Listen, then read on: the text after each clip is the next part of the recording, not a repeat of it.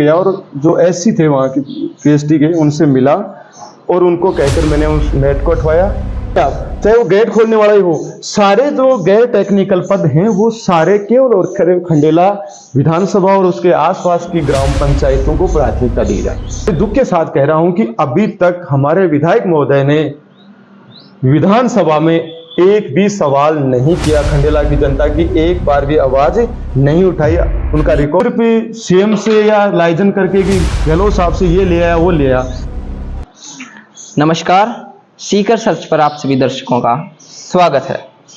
पिछले कुछ समय से हम खंडेला के जो विधानसभा चुनाव में कैंडिडेट हैं उनके साक्षात्कार कर रहे हैं, कुछ अलग सामाजिक पहचान रखने वाले व्यक्तियों के भी साक्षात्कार कर रहे हैं। इसी कड़ी में आज हमारे साथ एक खास मेहमान जुड़े हैं। आम आदमी पार्टी से खंडेला से विधानसभा चुनाव में प्रत्याशी रहने वाले हैं, साथ ही आम आदमी पार्टी के राजस्थान प्रदेश जॉइंट सेक्रेटरी लीगल विंग भी हैं, गोकुल चंद जी गोदारा। स्वागत है गोकुल चंद जी आपका। आपका भी बहुत बहुत स्वागत है जी। सबसे पहले आपकी जो प्रारंभिक शिक्षा थी उसके बारे में जानना चाहूँगा। मेरी प्रारंभिक शिक्षा मेरे गांव फतेहपुरा भूमियान की सरकारी स्कूल में हुई 8वीं तक। फतेहपुरा भूमियान खंडेला के पास? हाँ, यहाँ से 9 किलोमीटर है खंडेला से। वहाँ से हमारी 9वीं 10वीं हुई गुरारा सरकारी स्कूल में, फिर 11वीं 12वीं खंडेला के सीनियर स्कूल में, और उसके बाद में graduation post graduation SK college से सीकर से सरकारी। अभी आप एडवोकेट हैं? हाँ, उसके बाद मैंने बीएड की श्री माधोपुर से, और उसके बाद में लॉ की हनुमानगढ़ से, एलएलबी और एलएलएम प्री और डीएलएल। काफ़ी अच्छी शिक्षा आपकी रही है। राजनीति में आने का कोई खास मकसद?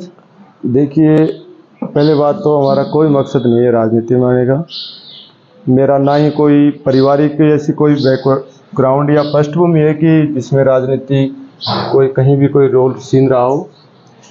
राजनीति में आने का मकसद से नहीं, बल्कि एक संघर्ष करते हुए पता ही नहीं चला कब मैं राजनीतिक प्लेटफार्म पे आ गया। मेरा मकसद केवल और केवल संघर्ष करना था, और वो संघर्ष मेरा शुरू होता है कक्षा 9th से। 9th कक्षा में जब मैं पढ़ रहा था, उस समय से पारिवारिक परिस्थितियाँ जो आज गरीबों के साथ मैं देख रहा हूँ, मेरे मजदूर भाइयों के साथ जो हो रहा है, वैसे ही मेरे साथ भी हुआ था। और इतना अभावग्रस्त होते हुए मैंने फैसला लिया कि मेरे खुद अपने आप पर पढ़ाई भी करनी है और मजदूरी भी करनी है। क्या परिस्थितियां थी उस समय विद्यालय शिक्षा के दौरान? हाँ, उस समय मेरे पिताजी मजदूरी करते थे बाहर, और फिर वो बाहर जाना बंद कर दिए, घर रहने लगे, जिससे हमारी आर्थिक स्थिति थोड़ी डामाडोल हो गई। लंबा चौड़ा परिवार था। उसके बाद मैंने भू संरक्षण विभाग के जो कच्चे काम है वो मैंने मजदूरी का काम किया। वहाँ मजदूरों के बीच में मजदूरी करते हुए पहली बार मुझे मजदूर के साथ हो रहे अन्याय, शोषण और उनके साथ जो असम्मानजनक जो व्यवहार होता है, कि सम्मान नहीं दिया जाना उनको, एक हीन दृष्टि से मजदूरों को देखना। कहाँ करते थे आप मजदूरी? फतेहपुरा भूमियान में मैंने वहाँ किया था। उसके बाद मैंने सबसे पहले वहाँ विरोध किया। वहाँ के मैट जो होते थे, पहले मैट कहा जाता था, जो अभी भी होते हैं मैट, जैसे नरेगा में। हाँ, नरेगा में होते हैं, वैसे कच्चा काम होता था, मेस्टॉल नहीं होते थे। तो मैट कच्चे काम में कच्चा लिखा पढ़ी मनमर्जी करता था, जिसको चाहे जिसकी लगाना लेना। तो मैंने उसी समय पहला मेरा वहीं से विरोध हुआ, और मैंने देखा कि मैट सीमेंट की चोरी कर रहा है, जो एनिकट था उसमें पैसों की भी हेराफेरी कर रहा है। तो मैंने उसका विरोध किया कि ये गलत है, आप मजदूरों का हक मार रहे हो। और उस विरोध स्वरूप मैं आपको बताना चाहूँगा कि मुझे याद है, ये 1997 लगभग की बात है, 96-97 की बातें होंगी, याद है मुझे।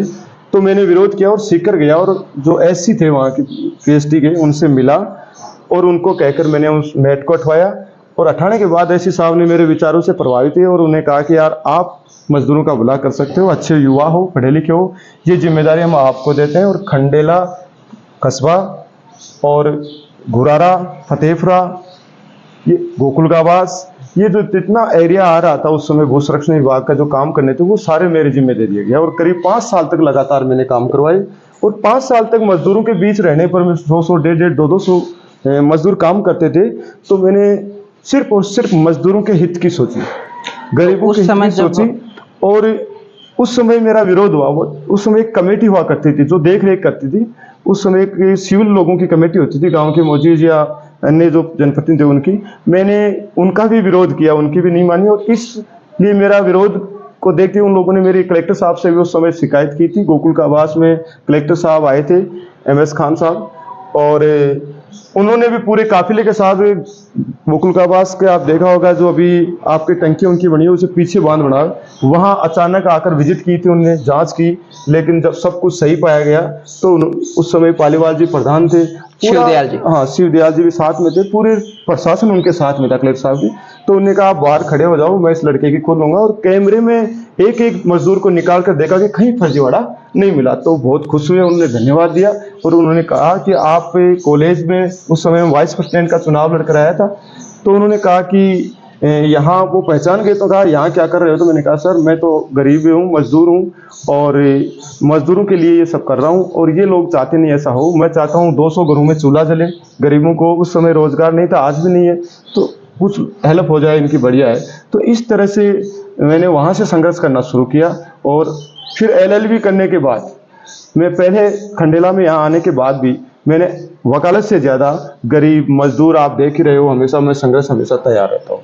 जब उस समय आप छोटी उम्र में थे, मध्यम वर्गीय परिवार से आप बिलोंग करते थे, जी। तो घर वालों को एक डर रहता है कि फालतू में किसी से दुश्मनी हो जाएगी। घर वालों ने कभी मना नहीं किया कि जैसे आम लोग करते हैं, अपने बच्चों को राजनीति में या इस तरह के विरोध करने में या भाग नहीं लेने देते, तो मेरा भी विरोध हुआ। और विरोध तो इतना हुआ कि घर वालों ने मुझे एक तरह से घर से ही निकाल दिया कि आप जानो, आपका काम जानो, कहीं भी पढ़ो, कहीं भी रहो।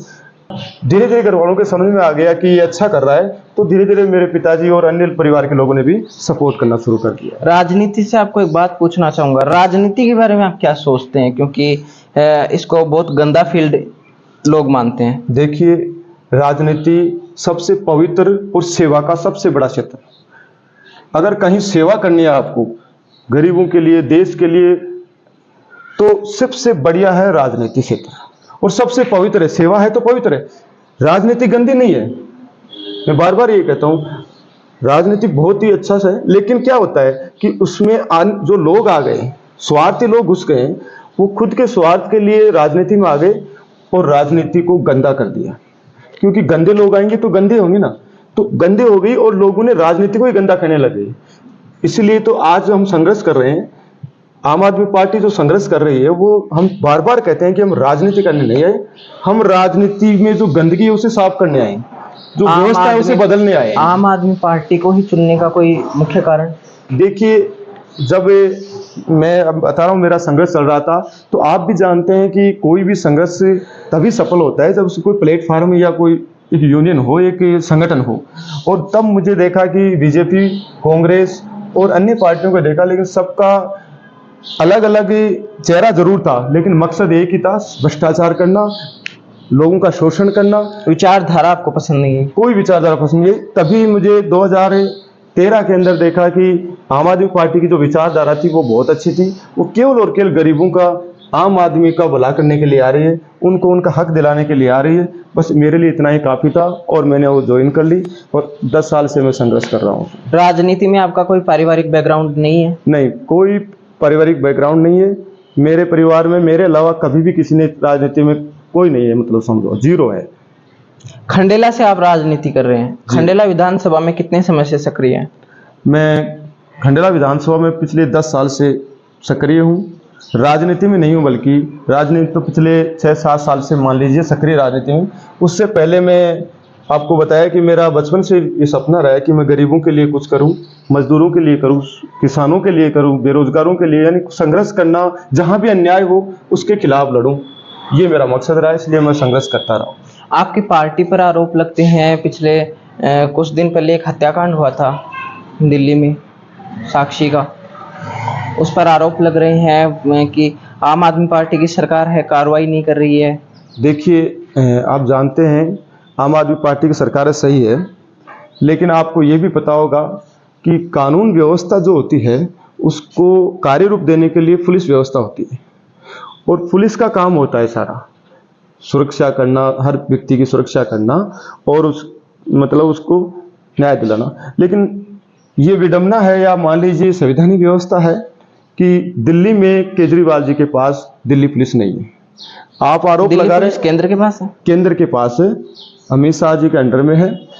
आप ये आरोप लगा रहे हैं, मैं मानता हूं अगर दिल्ली पुलिस हमें दे दी जाए, आम आदमी पार्टी केजरीवाल जी के अंडर में आ जाए, फिर आप ये आरोप आपके सही होंगे कि ये कैसे हुआ, अगर फिर आप कह सकते हैं। लेकिन इस समय हम वो हैं जो बिना हथियार का सिपाही और बॉर्डर पे खड़ा कर दिया हो, कुछ नहीं कर सकते क्योंकि हमारे पास पुलिस नहीं है, दिल्ली पुलिस हमारे अधीन नहीं है। अपन स्थानीय मुद्दे पे आते हैं जी, खंडेला में मुख्य चुनौतियां क्या देखते हैं?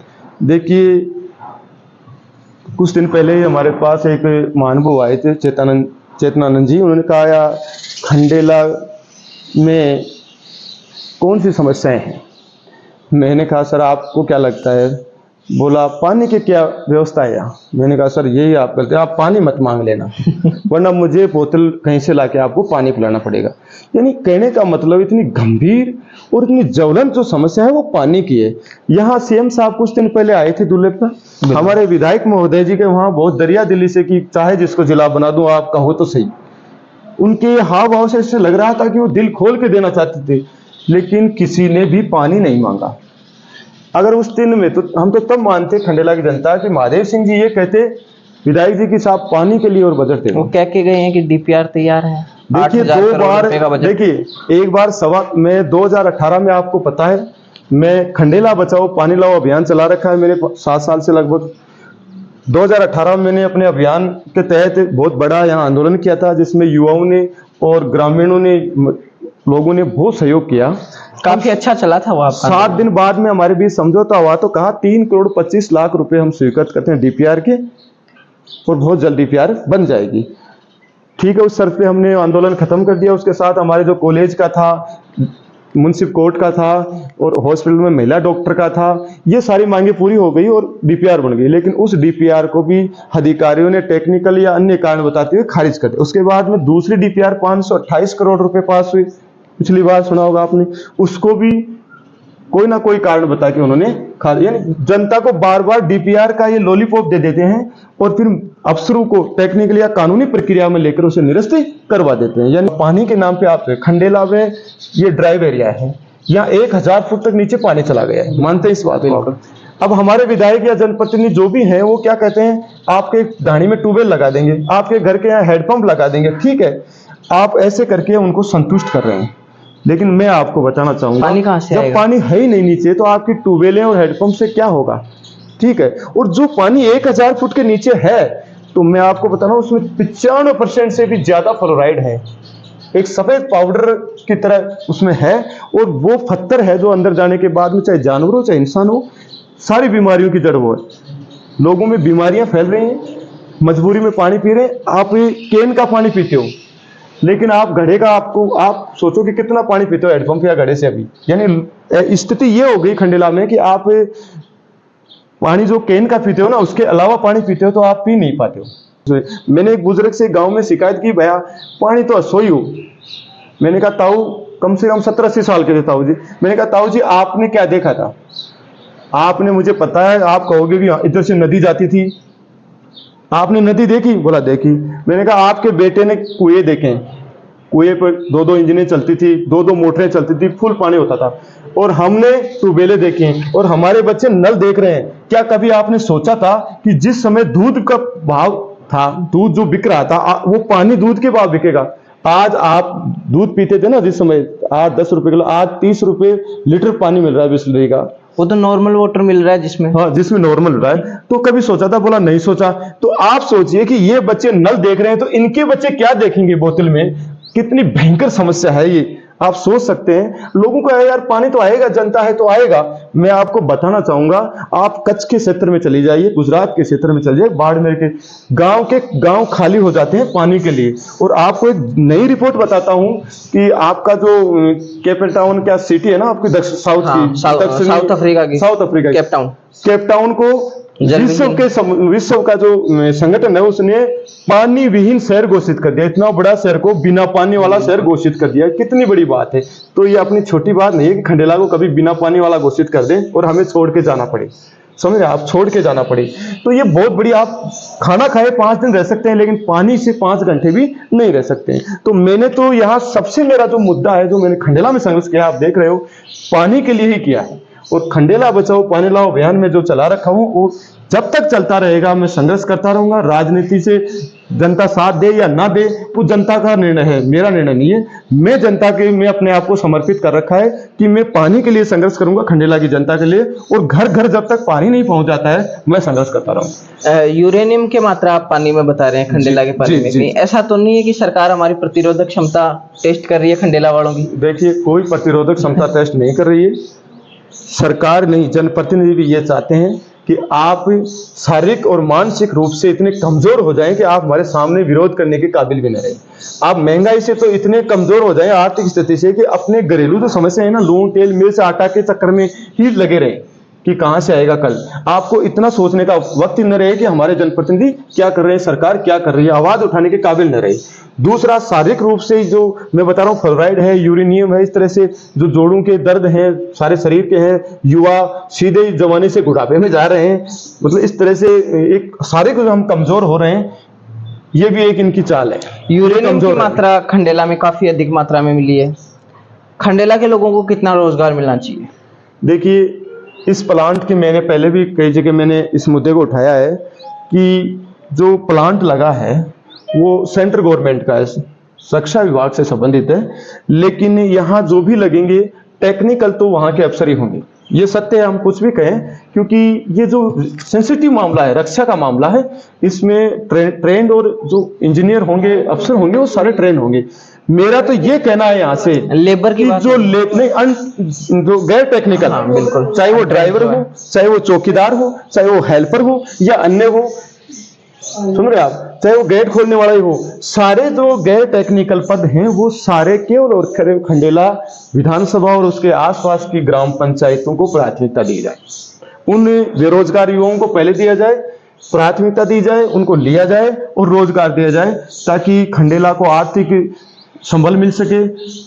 लोगों के घरों में 2 पैसे जाएंगे तो उनका भी आजीवन सुधरेगा।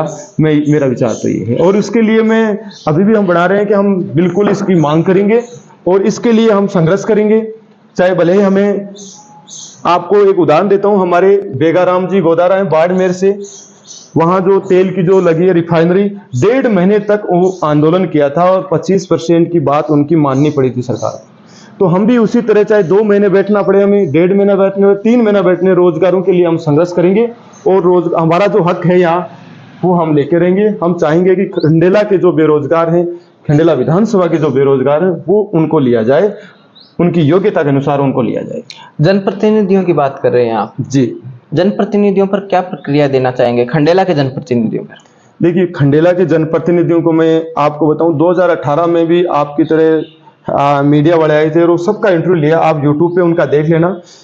वो क्या कहा उन्होंने, सारे जनप्रतिनिधि एक ही बात कही, अगर खंडेला की जनता मुझे मौका देती है तो मैं सबसे पहले पानी लाऊंगा। कुंभाराम पेयजल परियोजना, ये तो आजादी के बाद से सुनते आ रहे हैं। नहीं, ये जो मैं 2018 देता हूँ, पीछे नहीं जा रहा, कि कुंभाराम लिफ्ट नहर पेयजल परियोजना फेज 2 से पानी लेकर आऊंगा, पहला ही काम है। लेकिन सौभाग्य से हमारे विधायक महोदय को जनता ने मौका दिया। मैं बड़े दुख के साथ कह रहा हूं कि अभी तक हमारे विधायक महोदय ने विधानसभा में एक भी सवाल नहीं किया, खंडेला की जनता की एक बार भी आवाज नहीं उठाई। उनका रिकॉर्ड आप देख लेना, 0 है। कई बार एक पिछली मीडिया में देखा था कि वहां सिर्फ सो जाते हैं जाके, आनंद में में नींद भी आ जाती है, जगाते हैं पड़ोसी की, देखो मीडिया वाले देख रहे हैं, जागो तो सही। तो अब खंडेला की जनता को फैसला करना है कि हमें वहां बिना आवाज उठाने वाले और सोने वाले लोगों को भेजना है, या अपने ही बीच में से किसी अपने लोग अपने को भेजना है, गरीब को भेजना है, जो अपना दर्द समझ सके और अपनी आवाज उठा सके वहां।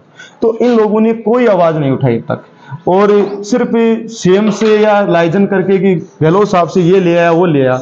अभी जैसे कोटड़ी का बांध, पानी की समस्या जब भी आते हैं तो विधायक महोदय कहते हैं हमने कोटड़ी का बांध बनवा दिया। समझे आप? मैं आपसे पूछना चाहूंगा, अगर कोटड़ी का बांध, कैसे पानी कहां से आएगा उसमें? बारिश से आएगा। बारिश होगी तो क्या कोटड़ी के बांध से कम अपनी तालाब कम है क्या? दायरा का जोड़ा देखिए, जोड़े इतने बड़े बड़े। पिछले कुछ समय से नदी में पानी आ भी नहीं रहा है। अजी आएगा कहां से? हमारे यहाँ बरसात दिन प्रतिदिन कम होती जा रही है, ये सबको पता है। हम बारिश, मेरा कहने का मतलब है पानी एक ऐसी समस्या है जो इस तरह से जुआ नहीं कह सकते कि बरसात होगी नहीं होगी। नहीं, मैं चाहता हूं कुंभाराम लिफ्ट नहर पेयजल परियोजना से पाइपलाइन से पानी आए, वो भी नहर का पानी आए, शुद्ध पानी आए, जिस फ्लोराइड मुक्त पानी आए, ताकि उस पानी को घर घर तक पहुंचाया जाए। जैसे बहुत सिंपल है, अगर पानी आता है खंडेला में, समझ रहे आप, तो पाइपलाइन खंडेला आ जाती है, तो वहां से गांव गांव तक पाइपलाइन पहुंचा दीजिए, उसके बाद आगे सब ठीक है। कैसे? क्योंकि जेजेएम में हर गांव में एक टंकी बन गई और घर घर तक नल पहुंचा रहे हैं। मुझे तो हंसी आ रही थी, अभी कीरों की डाणी में मैं गया था, वहां अपने पास खंडेला के कीरों की डाणी, तो मैंने देखा कि घर घर तक नल लगा दिया लेकिन पानी नहीं है वहां, ट्यूबवेल सूखी है, टंकी खाली है। मैंने कहा भाई आपको घर घर में नल आ गया। बोला जी वकील जी सिर्फ नल लगाया, 1300 रुपए 1500 रुपए रसीद काट के ले गए हैं ठेकेदार, और ये देख आम लीजिए पैसे भी लिए गए हैं। बिल्कुल, जल समिति किसी नाम से उन्होंने, मेरे पास उनकी रसीदें हैं, मैंने कहा आप रसीदें लाओ, विश्वास नहीं करता, लेकिन उन गरीबों से पैसा लिया, लेकिन एक बूंद भी अब तक पानी नहीं आया। क्योंकि आएगा कहाँ, उस डाणी में पानी है ही नहीं, ट्यूबवेलें सूखी पड़ी हुई सरकारी, टंकियां आप देख लो खाली पड़ी है। अब बताइए वो नल लगाना उनके साथ एक मजाक सा हो गया कि आपके यहाँ नल लगा लिया पानी नहीं है। उनने पूछा ठेकेदार से पानी कहाँ से आएगा, तो बोले हमें नहीं पता, हमें सरकार की योजना है नल लगा दो घर घर। और वहां हमारे पीएम साहब प्रधानमंत्री मोदी जी भी कह रहे हैं घर घर में नल पहुंचा दिया। साथ में ये भी कह दीजिए घर घर में पानी पहुंचा दिया, नल ही तो पहुंचा है ना, पानी नहीं पहुंचा है। तो मैं चाहता हूं अगर कुंभाराम लिफ्ट नहर पेयजल परियोजना का पानी पाइपलाइन से आता है, तो इस जेजेएम योजना जो सेंटर की नल योजना है, उसमें जो पाइपलाइन दबे हुए हैं वो सारे उसमें सेट हो जाएंगे और घर घर तक नल अपने आप पहुंच जाएगा पानी नलों से, है कि नहीं? तो इतना मतलब टाइम नहीं लगेगा आपको घर घर तक पहुंचाने के लिए, तो ये सुविधा हो सकती है। पानी की बात हो गई, सीएम साहब यहाँ पे दूल्हेपुरा आए थे, सीकर में रखने की बात हो गई थी, उन्होंने कहा कि खंडेला को सीकर में रखा जाएगा। फिर कल 15 ग्राम पंचायतों के लोग इकट्ठा हुए पिपलोदा का बास में, जहाँ पर वो विद्रोह कर रहे हैं कि हमारी ग्राम पंचायतें जो है वो नीम का थाना से नजदीकी पड़ती हैं, तो हम सीकर नहीं जाएंगे। देखिए उनकी बात जायज है, मैं सही मानता हूँ। एक आदमी 20 से 25 किलोमीटर हेडक्वार्टर, जिला हेडक्वार्टर से जुड़ेगा, वो 50 किलोमीटर क्यों जाएगा? जब मौका मिला है इधर से उधर होने का, एडजस्ट होने का मौका ही आया है, तो वो मौका क्यों चूकेंगे? वो कहेंगे कि भाई हमें 20 किलोमीटर जाना है तो हम 50 किलोमीटर क्यों जाएंगे? हमारे सारी सुविधाएं हमें 20 किलोमीटर में मिल सकती हैं, तो वो जायज है। मेरा कहने का मतलब ये है, खंडेला को आप सीकर में रखना चाहते हो तो रखो, कोई दिक्कत नहीं। खंडेला की जनता चाहती है सीकर में रहे तो अच्छी बात रहे, लेकिन जो ग्राम पंचायतें हैं, जैसे इधर कोटड़ी से लेकर आप काउंट रोल और बड़ा तक की इधर के जो हैं, और वो नीम का थाना से नजदीक हैं, तो उनको नीम का थाना में दे दो ना, क्या दिक्कत है भाई? जनता की सुविधा के लिए तो जिले बनाते हैं हम बंटवारा क्यों करते हैं प्रदेश का? ताकि सुविधाएं ज्यादा से ज्यादा मिले आम आदमी को, और वो उनको सुविधाएं वहां ज्यादा मिल रही है तो उनको दे दिया जाए। मैं तो इस पक्ष में हूं कि वो ग्राम पंचायत है नीम का थाना में दे दीजिए। एडवोकेट आप हैं जी। खंडेला में, खंडेला कोर्ट में प्रॉपर हैं आप? हाँ बिल्कुल जी सर। पिछले कुछ दिनों पहले हंसराज जी मावलिया का आत्मदाह हुआ, जी जी, एडवोकेट थे जी जी। क्या प्रशासनिक स्थिति आप खंडेला की देखते हैं?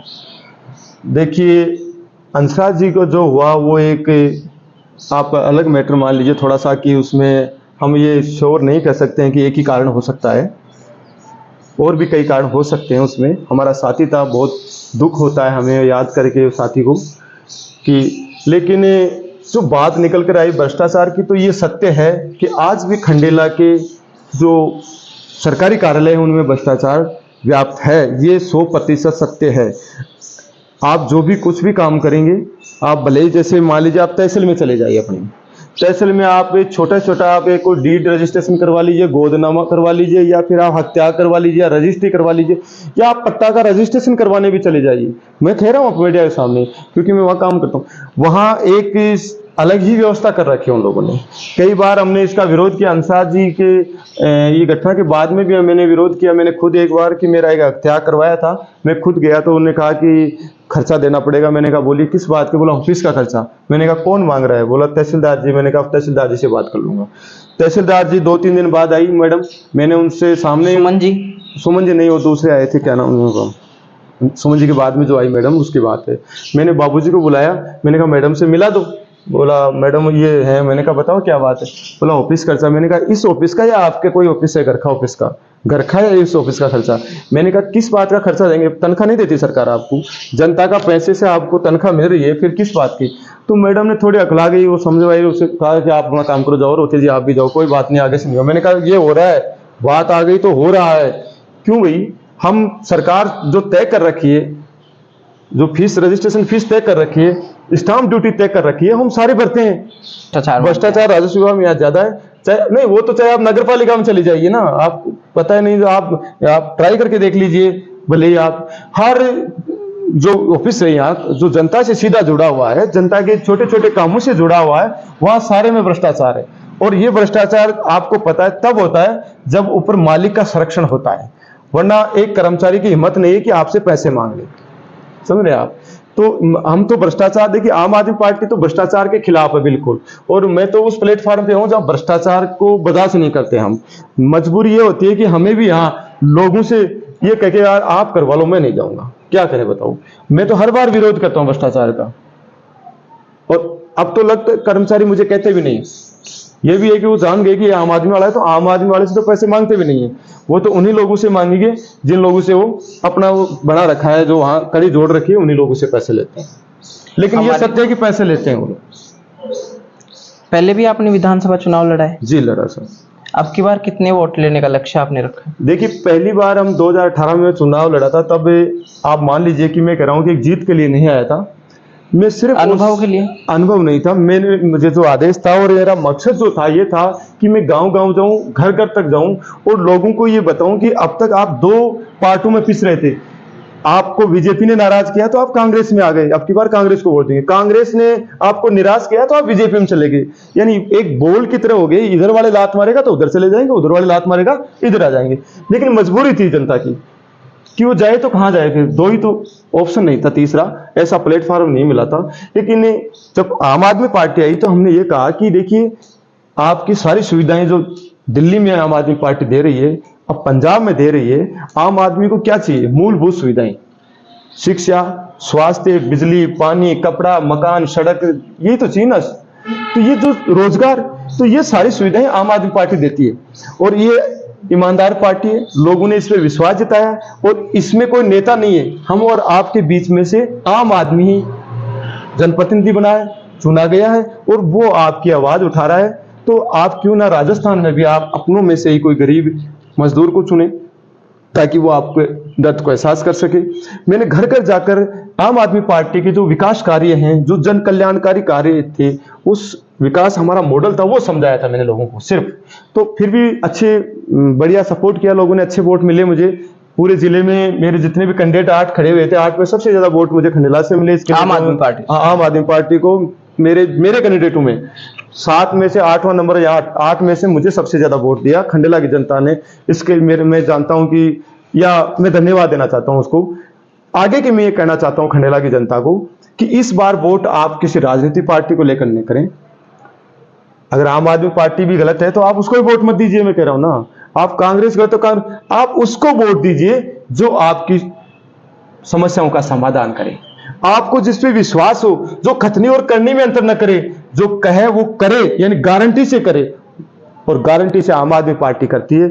आम आदमी पार्टी अपना जो घोषणा पत्र जारी करती है, वो उसमें गारंटी कार्ड जारी करती है। हम गारंटी देते हैं कि हम ये काम पूरे करेंगे, ये हमारी गारंटी है। अगर हम ये काम नहीं करें तो दोबारा वोट मांगने नहीं आएंगे, आएंगे तो वोट मत देना। ये हिम्मत हमारे आम आदमी पार्टी का एक प्रत्याशी कह सकता है कि विकास के नाम पे वोट मांगते हैं। अगर हमने कुछ किया है तो वोट देना, नहीं तो मत देना। लेकिन एक बार हमें मौका दे के देखिए, एक बार इस व्यवस्था को बदल के देखिए, एक बार परिवर्तन करके देखिए। खंडेला में 50 साल से आप इन लोगों को पर विश्वास करते आ रहे हैं, एक बार आम आदमी पर, अपनों पर विश्वास करके देख लीजिए। नेताओं पे तो कर ही रहे हैं, लेकिन अपनों पे विश्वास नहीं कर रहे हैं। आप अपनों पे विश्वास कीजिए, एक बार विश्वास करके देखिए, फिर देखिए कि आपकी आवाज विधानसभा में पहुंचती है या नहीं पहुंचती है। आपने पिछली बार देखा नरेगा वालों को चारोड़ा धाम में, और यहाँ छादना से भी आए थे। छादना से नरेगा वाले परेशान होकर आए ट्रैक्टर में भर के। यहाँ गर्मी में एक महिला की तो तबीयत खराब हो गई थी, उल्टियां हो गई थी, हमने हॉस्पिटल पहुंचाया उसको। वहीं चारोड़ा वाले आ गए, चारोड़ा से महिलाओं को वहां मेयर से शिकायत थी या अधिकारियों से थी, ले वो कहाँ जाएंगी बताइए? वो सीधे नगर पालिका में आएंगे। नगर पालिका में आई तो उन्होंने कहा यहाँ कैसे आई हूँ। एक कोई जैन साहब थे भरतपुर साइड के, बता रहे थे, मेरे को नाम इतना मैं जाता नहीं हूँ नगर पालिका वहां, तो उन्होंने कहा कि यहाँ से चले जाओ वरना पुलिस को बुलाकर डंडे मरवाऊंगा, महिलाओं को बोलता है। आपने जो ज्ञापन दिया था, हाँ, वो कोठड़ी में जो दिया था।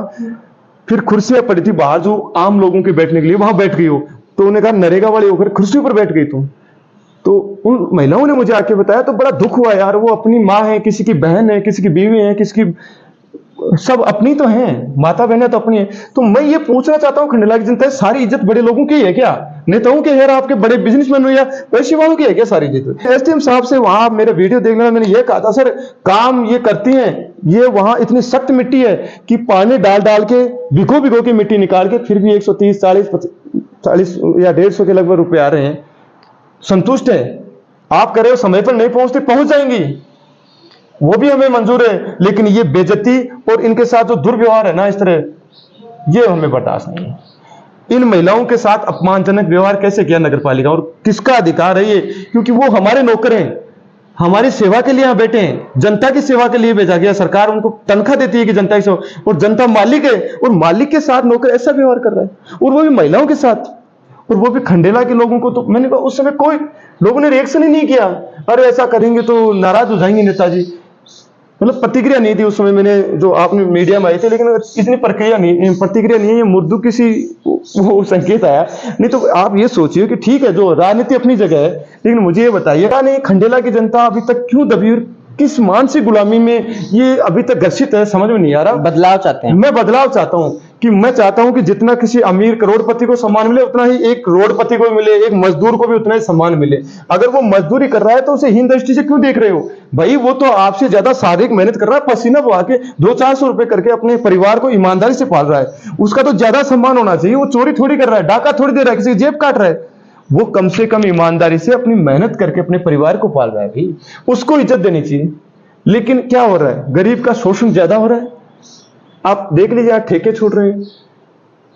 अभी ये पलसाना रोड है थाने के पास, फिर टूट जाते फिर बांधते, घाटसर फिर टूट जाते फिर बांधते हैं। ये लग नहीं रहा आपको? कहने की जरूरत नहीं है कैसा क्या होता है। यहाँ मैं एक उदाहरण दिया इस तरह से, हमारे यहाँ फतेहपुर के भी राजपुरा के बीच अभी 1 महीने पहले रोड बनी, टूट गई। कितना भी विरोध करो, ठेकेदार जी का जो चाहे कर लो, क्योंकि ये एक कड़ी है ठेकेदार से लेकर ऊपर तक की, और सबका बंटवारा होता है, सबका बंटवारा होता है। इसलिए ठेकेदार को चिंता नहीं है, साहब के पास शिकायत जाएगी तो क्या करेंगे साहब, आपने भी तो, हम क्या करें। तो सारे चोर हैं तो डर नहीं रहता है, समझ रहे आप। अगर ऊपर खराब है, सरकारी स्कूल वहां है कि पूरी की पूरी दीवारें गिरने पे तैयार है, दरारें पड़ी हुई हैं, पट्टियां टूटी हुई हैं, और उनके नीचे बच्चे पढ़ रहे हैं। आप सोच सकते हैं कभी भी हादसा हो सकता है फतेहपुरा बोमियान में, और मुझे लगता है 1-2 नहीं 10-20 बच्चे खत्म हो सकते हैं, उसमें बहुत बड़ी जनहानि हो सकती है।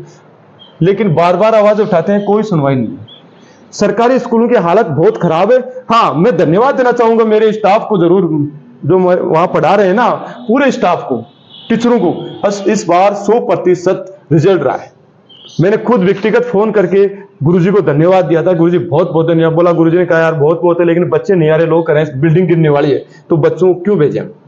तो मैं तो एक उदाहरण दे रहा हूं फतेहपुरा की, ये जरूरी नहीं, ऐसे गांव में बहुत से स्कूल हैं जो बहुत ही जर्जर अवस्था में, कोई सुधार नहीं हो रहा है, सुन रहे आप। तो मैं चाहता हूं अच्छी स्कूलें हो, अच्छी शिक्षा मिले, सबको रोजगार मिले।